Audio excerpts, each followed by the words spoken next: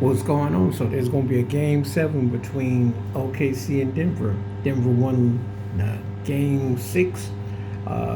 Jokic and Jamal Murray came up big, and Jay Strawber came up big. You know, even Michael Porter Jr. was a sight, and he had 10 points. Aaron Gordon was the one that was under. But more importantly, Denver actually came out in the second half and held on in the fourth quarter, despite Shea Alexander having 32 and a well balance of 10 each. But there was no Dort or no Williams to go off this time. So the difference was they held that lead. And so series is going 7. It only makes sense. You got the 2 league MVPs. It's a real heavyweight fight, and it's all for it on Sunday to go play Minnesota.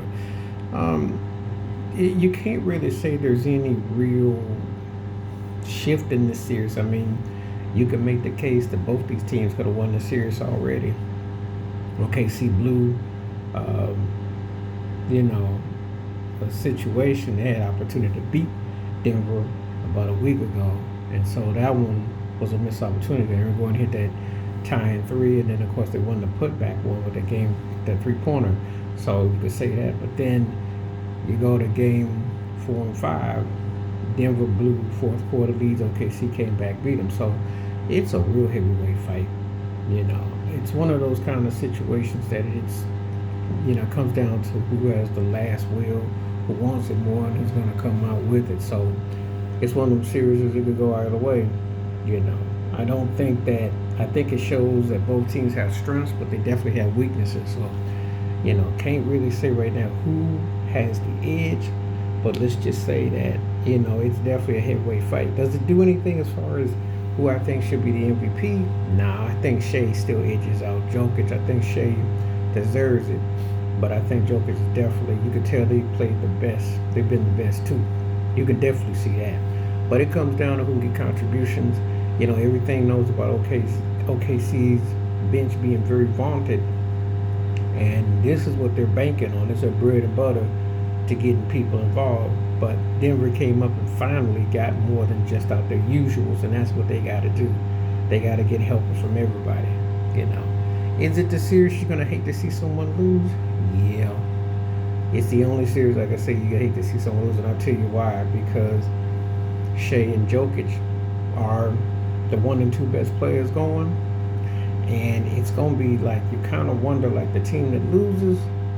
Well, I think obviously most people will say if OKC was to lose on Sunday, they got more to come back stronger and add something, which they would. But if Denver loses, you got to wonder how many more opportunities Jokic is going to have, because he's in his peak, in his prime, and he's 2 years removed from a chip. So, it's a lot going on. Or it could be the sign of revenge tour, because if you remember, Denver last year got beat by Minnesota. So you're looking at some stuff that there could be some revenges. It could go either way. It could go either way. But it makes it for a compelling series, That's what the powers that be want. And that's what you kind of want. I mean, at least the 2 best players going, leading their 2 teams.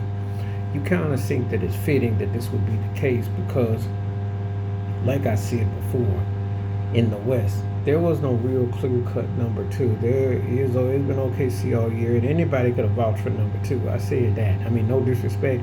Houston had a good regular season, but did I really think they were the second best team in the West? Did I think the Lakers were the third best team? But the Nuggets was like you say, well, Jokic put all his numbers up, so they gotta be, legit. So it's gonna be real interesting how this all turns out. So a lot at stake. But it's only fitting that this goes into, that this happens to be the case in the scenario, and may the best team win, and we'll go from there. So we're going to have a game 7 as Denver beat OKC. We're all knotted up 3-3.